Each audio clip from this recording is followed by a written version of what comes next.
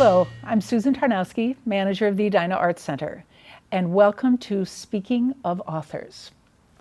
In this series, our goal is to tell all of the stories that the author writes, the stories that the authors live, the stories of how authors write and what projects ideas for them, for their writing, and the stories that the readers live as they read the materials. Today we are featuring author Lucy Rose Fischer. Lucy Rose has written several books, some of which are books that she's illustrated. This beautiful book called Grow Old With Me, and this beautiful book, I'm New at Being Old, absolutely lovely with her own art. Today, however, we're focusing on a newer book, and that is The Journalist, Life and Loss in America's Secret War, which she wrote based on her brother Jerry Rose's notes while he was a journalist in Vietnam. And we'll hear a lot more about that. One quote in the book from her brother seems particularly appropriate for what we do in this series. And it is, "I have come to ferret out what is really happening and how American monies are being used. The only way I can do that is by talking to people and listening to their stories." So I'd like to invite Barbara Lavalor, our interviewer, to begin finding out what those stories were by talking with Lucy Rose. Hi, Barbara, how are you? I'm great. So excited. All right. Welcome, Lucy Rose. Thank you so much, Susan. It's great to have Lucy Rose Fischer here today, and I am excited to start asking questions. I've got a lot of questions. Great. Are you ready? I'm ready. Okay. So may I call you Lucy Rose? Yes. Great. This book is riveting. And I'm saying that even before I looked at the back of the book and saw that riveting is another description of someone else. And for many reasons. For me, it was, I'm of an age that I remember the Vietnam War. And I do want to ask you about the term secret war, and I will in a little bit. But I'm also an international photojournalist, which I shared with you. And it's incredibly well written, so congratulations. Thank you. Now, you are an award-winning author, artist, and social scientist. You've written 5 other books, I believe. And you also have a master's in Southeast Asian Studies and a PhD in psychology. Wow. In sociology. Sociology, yes. Sorry, sociology. It's okay. I expect that background was quite useful in writing this book. I think it was a double meaning because I went to get a master's in social science, in Asian studies, in large part because of my brother. So he was the inspiration for that. I kind of thought that might be the case. Geez, I feel like after reading this book, I know you and I know your brother Jerry. Please share a little bit about your background and what brought you to Minnesota. I came originally to Minnesota to teach at the university, and then I went on to research jobs in the Twin Cities. And so I've lived in Minnesota for 42 years. Wow. So it's been, I've lived here longer than I've lived anyplace else, and I love it. I love it here. So it's just, it's a beautiful place. I do too, and I lived 20 years in Europe, and it's really great to experience the seasons that Minnesota offers. So, although I have a sense of why you titled the book the way you did, I'd like you to tell our viewers your thinking behind it. Well, why I called it a secret war, because people who had lived through that age knew all about the Vietnam War, but they didn't when my brother Jerry Rose was writing about it, because he was there in the early 1960s. And at that time, there was a buildup. There was an increasing entanglement in Vietnam, and the Americans back home didn't know about it. And that was his job, to tell the truth about what was happening. And of course, there were other secrets too. One of his friends was Daniel Ellsberg, who's famous for the Pentagon Papers. Yes. And he revealed many of the secrets that were that were happening. To Jerry? In Vietnam. Oh. And at the time, well, that's another story about how he met Daniel Ellsberg, but I also talked with him. He's one of the few people who's still alive from his colleagues. Yes. And so I did get to meet him. So the flow of the book, the dialogue, it's extremely well done. And I'm curious, how much of the writing is Jerry's and how much is yours? Wow, that's a really hard question to answer because I worked on this for a very long time. My brother was a journalist in the last 4 years of his life, but he was also a writer. He got a master's from the famous Iowa Writers' School. Mm-hmm. And he really went to Vietnam initially to collect material for his fiction. And he was also a painter. And so for his art, he went there originally as an artist. And you can see that in his photographs, that he has an artist eye when he does his photography.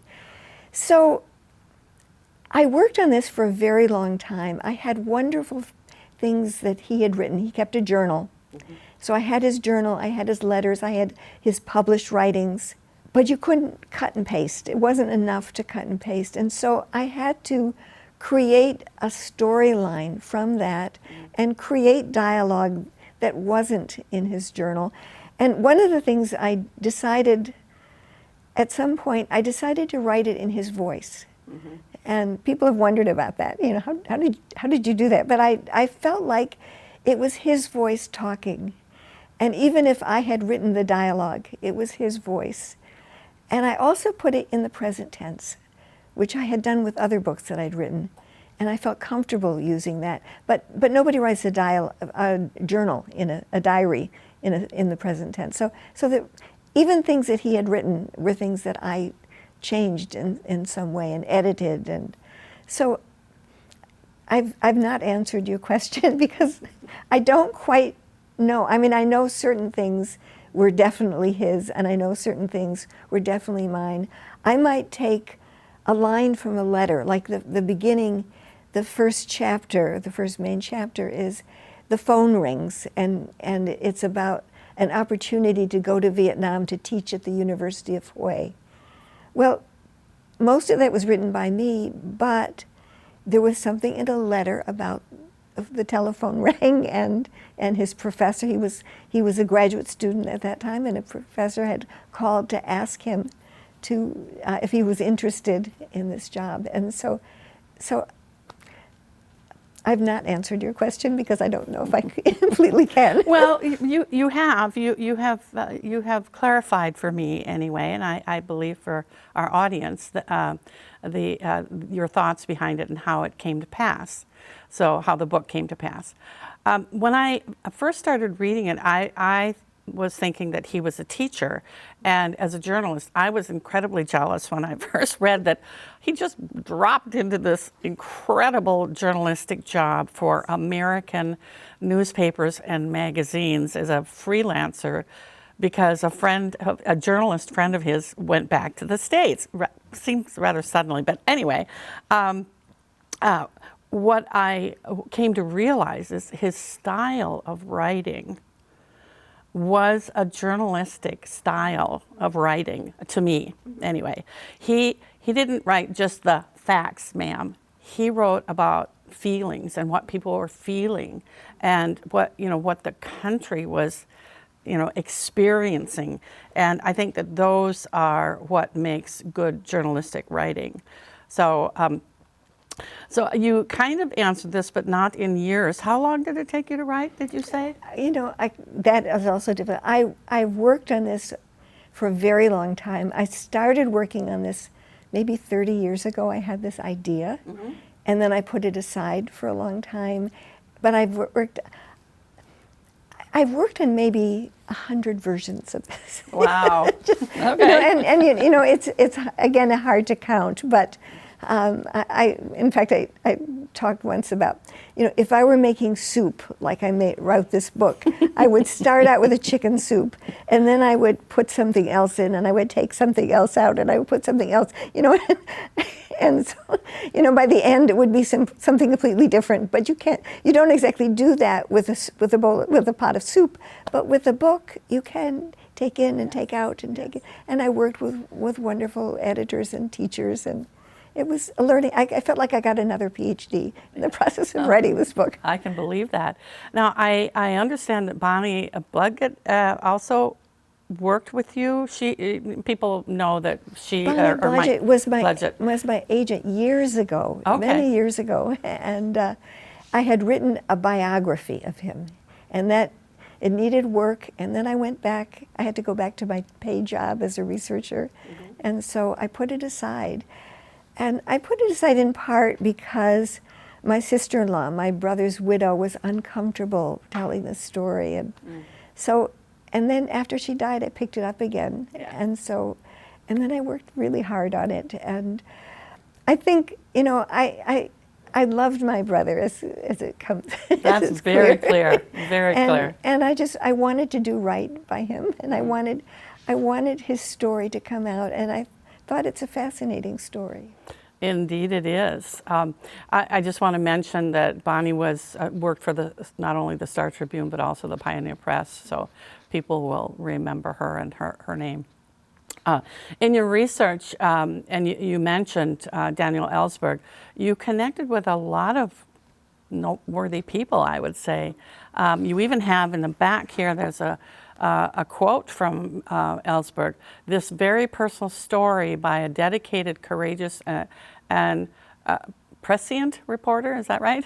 Is riveting and shockingly relevant to the last 19 years of our violent stalemate in Afghanistan.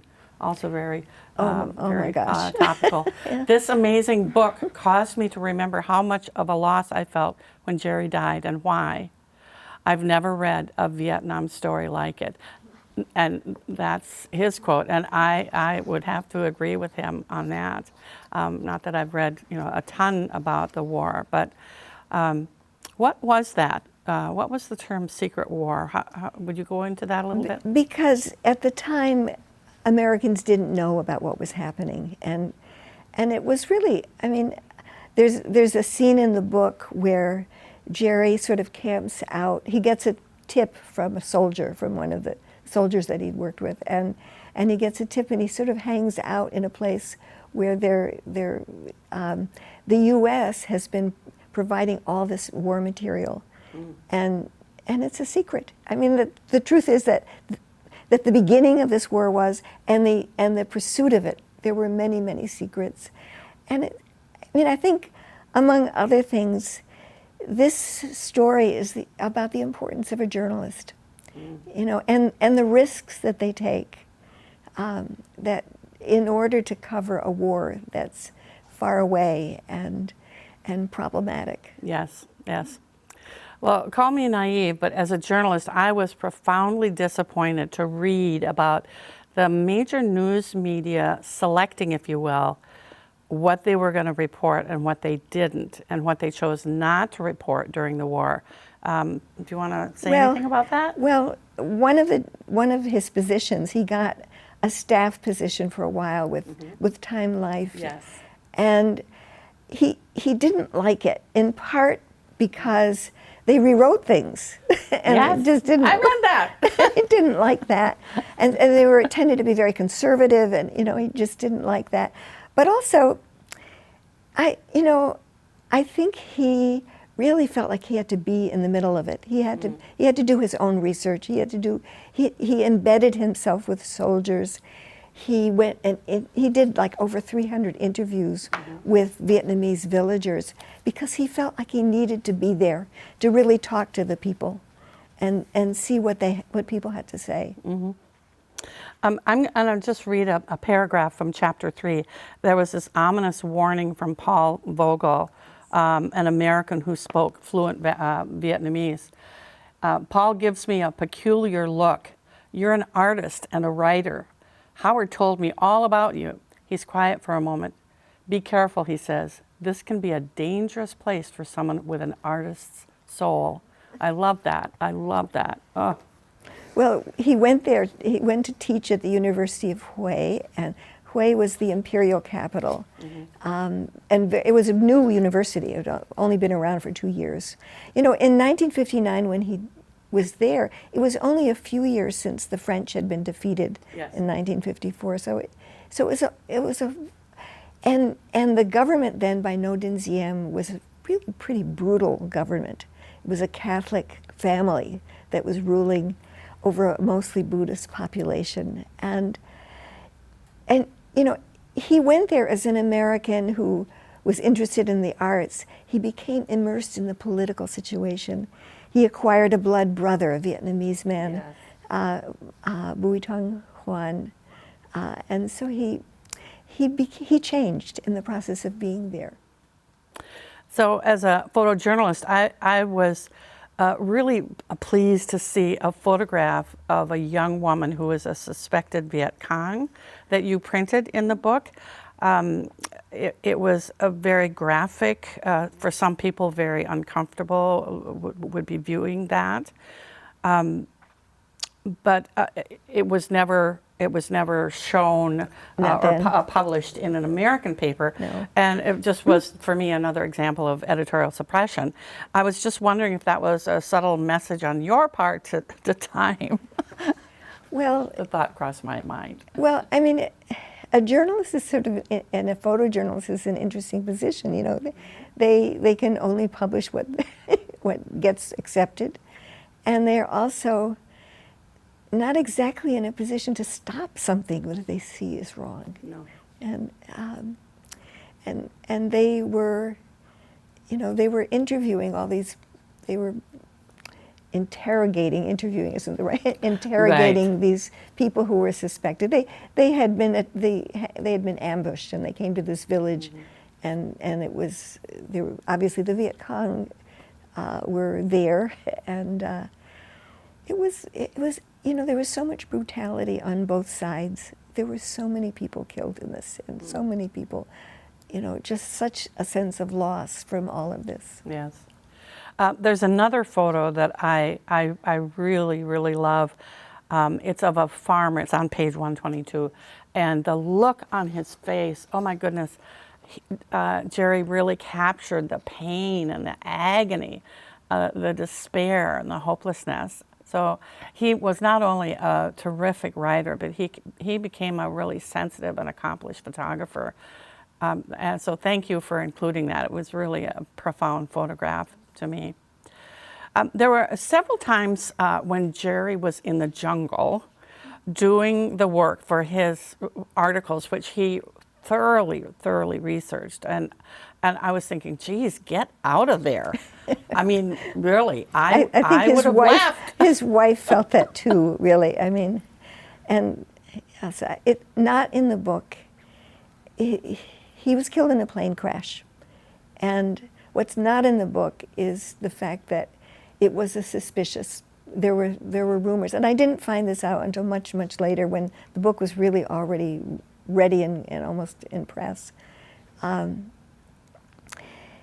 He had been investigating corruption in the provinces, and we didn't know if the plane, if it was the condition of the plane because they'd been overused, or if it was shot down, or if it was sabotage. It was a commercial flight, but it's possible that it might have been a sabotage, and we don't know. There was one or two other plane crashes around the same time, within a couple weeks, and I've been talking with other people who are doing books about people who had been killed in similar situations. So we don't know. Well, he definitely writes about the dangers, surely, but he never once that I remember wrote anything about a desire to leave. There was one incident when he had his wife. He had become. He had taken a different position as an advisor to the Prime Minister. Yes. The Prime Minister was his former doctor. That actually surprised me.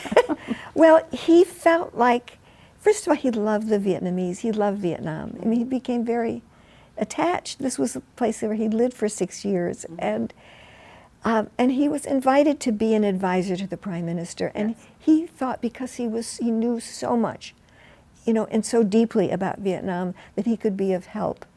But it was a disappointment. But anyway, his wife and his daughter came to visit, and they went to this restaurant, a Mekong floating restaurant. And maybe a week or two later, there was a explosion there. Yes. And he ran over there. He saw this little girl on the street, and it just shattered him, because he had just been there with his little daughter. Yes. And here, this girl was a little bit older, but at first he thought she was sleeping, and then he realized that she was dead, and it just shattered him. And then he started thinking, maybe I shouldn't stay. Maybe I should go someplace else. But I didn't read any of that. Maybe I should stay. Maybe I should go. Or maybe I just forgot it. Well, it was just a sort of a brief statement or something. Okay. But then he was, plunged back in. Right. I'll tell you the time when I would have quit if I was him, and that was when he had been working for a long time on a particularly intensive article, and then they brought in his. I can't remember if it was a colleague or a former boss, to collaborate with him on this article that he really owned, as it were. I so would have quit, and I was surprised he didn't. But anyway, so your brother played an important role in your life from when you were very young. Yes. How many years were you apart? He was 11 years older. So, right. So by the time I was maybe 7 years old, he was already away. He already went to college. Right. But it was a very special relationship. He saw himself as my teacher. He read poetry to me when I was a little girl. I mean, it just had this very close bond, and some of it was by correspondence. And when he came, home, it was almost like a second father, but a very different, distant, special father. Yes. Well, clearly you looked up to him, and he looked up to you as well. So, how did you feel when you started working on this book? Did you feel like he was like right there, looking over your shoulder? I felt a lot of the time. In fact, I wrote a little play about that called The Ghostwriter, and I felt like he was sitting there with me. Yes. I felt like guiding me. It was so intense in that sense, and in a very positive sense. Yes. So much so that when the book was done, it was like, well, where is he? It's just so. Just reread the book and you'll find him there. Right. So, did you accomplish what you intended out of writing this book? And what have been some of the comments and feedback that you've received about the book? Well, I've had a lot of very positive comment. Like you, other people found the book sort of not able to put it down. Yes. They just kept reading and reading, and I love that. And people got to love my brother like I did, and that was the most special. that to bring him back. I felt like he was so young when he died. He was only 31. Yes. And he accomplished a lot. He also published 2 books, a book of photographs and another book that he published. But so little compared to what if he had lived. So I felt like my mission was to bring him to the world, bring him back here, and in at least a small way. Oh, you did, I would say, in a big way. And after reading it, I really felt I know you, and I know your brother. I mean, I really had that sense. So, so what's next for you? Are you writing another book? I am writing another family book. So, but also making it almost novel-like, and so it's fun, and I'm still working on my art. So one of the things about working on this book, because my brother was my teacher, I would send him writing, and he would critique it. Sure. And he taught me how to accept critique, but it's almost as if he trained me to write his book. Well, this has just been a tremendous conversation. Thank you so much for being there. I highly recommend the book. What can I say? I'd like to thank our viewers for watching, and we're going to go back to Susan now for her final words. Take it away, Susan. Lucy Rose, thank you for telling your brother's story in such an elegant way. And Barbara, thank you for your insightful questions, as always. And thank you for sharing the quote from Daniel Ellsberg about this book, where the comparison to our current problems in Afghanistan are very much on our minds. If you're interested in purchasing this book or some of Lucy Rose Fischer's art, you can do so at lucyrosedesigns.com. You can also sign up for her blog at that website. Lucy Rose and I were talking earlier, and we reminded each other of the 1960 song, "Where Have All the Flowers Gone?" And the lines, "When will they ever learn? When will they ever learn?" I'm very pleased that Lucy and Barbara shared this work today, and I thank you for watching and invite you to our next Speaking of Authors.